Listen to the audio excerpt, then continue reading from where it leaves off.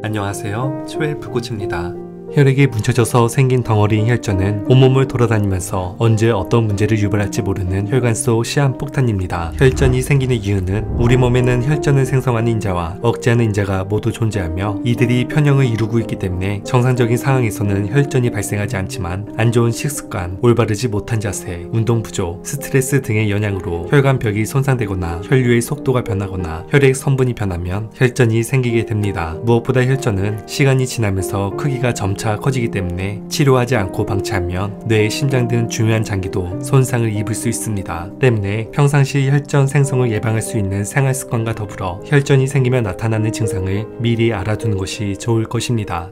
첫 번째 종아리 통증은 혈관에 이상이 생겼다는 일종의 신호일 수 있습니다. 인체의 가장 아래쪽에 위치한 다리는 중력의 영향을 많이 받기 때문에 심장에서 뿜어져 나온 혈액의 상당수가 다리 주변에 고이게 됩니다. 특히 몸속 혈액의 약 70%가 하체에 몰려있다는 연구 결과가 있으며 종아리 근육이 약화되거나 오래 앉아있거나 누워있어서 근육을 움직이지 않으면 피가 심장으로 돌아오지 못하고 역류하거나 고여서 피에서 혈전이 생길 수 있고 다리에 혈전이 생기면 쥐가 난 것처럼 종아리 통증이 발생합니다. 근육 경련은 일시적이지만 혈전으로 인한 종아리 통증은 보다 오래 지속되니 지속기간을 통해 그 차이를 인지할 수 있습니다. 두 번째는 다리 부종이 나타납니다. 처음에는 종아리에만 혈전이 있다가 점차 위로 올라가 다리 혈관 전체를 막게 되는데 이 상태가 되면 다리 부종이 매우 심해집니다. 심장은 계속 피를 뿜어내고 피는 다리로 계속해서 흘러가는데 혈전증이 있으면 혈관이 막혀 다리로 흘러간 혈액이 심장까지 올라가지 못하게 되고 이로 인해 심장에서 보낸 혈액이 계속해서 고여 다리가 붓는 증상이 나타나게 되며 초기에는 크게 붓지 않아 쉽게 구분하기 힘들지만 혈전증으로 인해 부종이 심해질 경우 부피 변화가 확연하게 드러나는데 심하면 원래 다리 굵기와 2배 이상 차이가 날 수도 있습니다. 세 번째는 심한 복통입니다. 심혈관이 막혀 심장마비가 일어나거나 뇌혈관이 막혀 뇌졸중이 일어나는 것과 마찬가지로 복부에 있는 혈관도 막힐 수 있습니다. 복부 혈관은 조금씩 막혀갈 때는 증상이 미미하다가 완전히 막혔을 때 심한 복통을 느끼게 됩니다. 평소에는 장 운동이 많이 필요 없으므로 증상이 거의 없지만 식사를 하거나 운동을 하면 장 운동량이 갑자기 많아져서 혈액 요구량이 높아지면서 경미한 복통 등이 느껴지게 됩니다. 하지만 많은 환자들이 단순 복통으로 착각해서 상태가 심각해질 때까지 방치하게 되고 혈관이 완전히 막히면 장 쪽으로 혈류나 산소가 전혀 전달되지 않기 때문에 장이 갑자기 마비되고 심한 통증이 느껴집니다. 네 번째는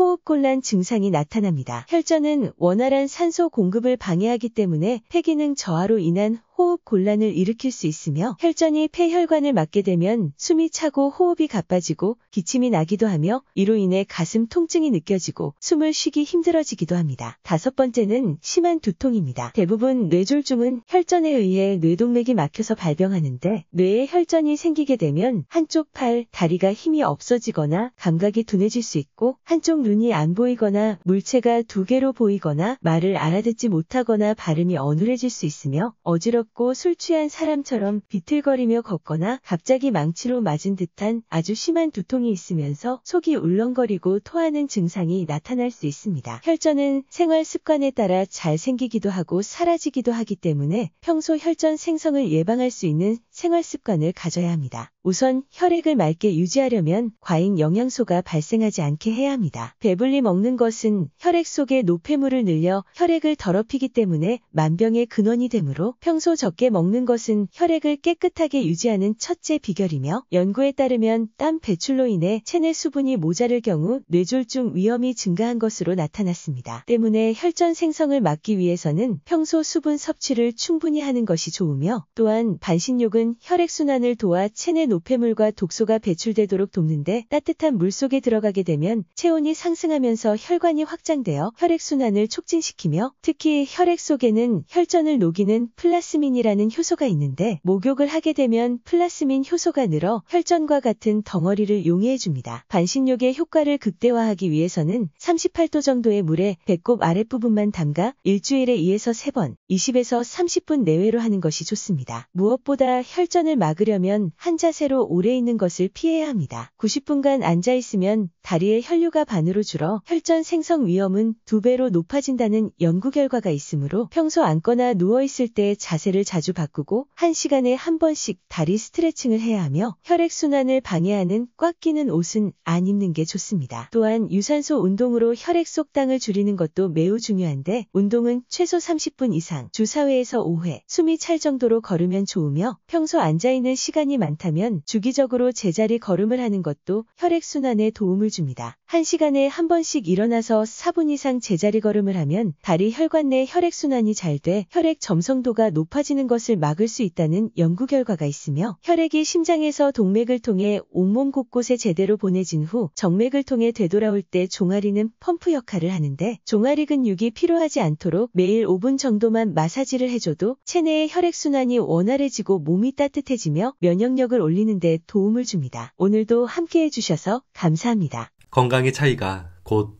인생의 차이다. 시청해주셔서 감사합니다. 행복한 하루 되시길 바랍니다.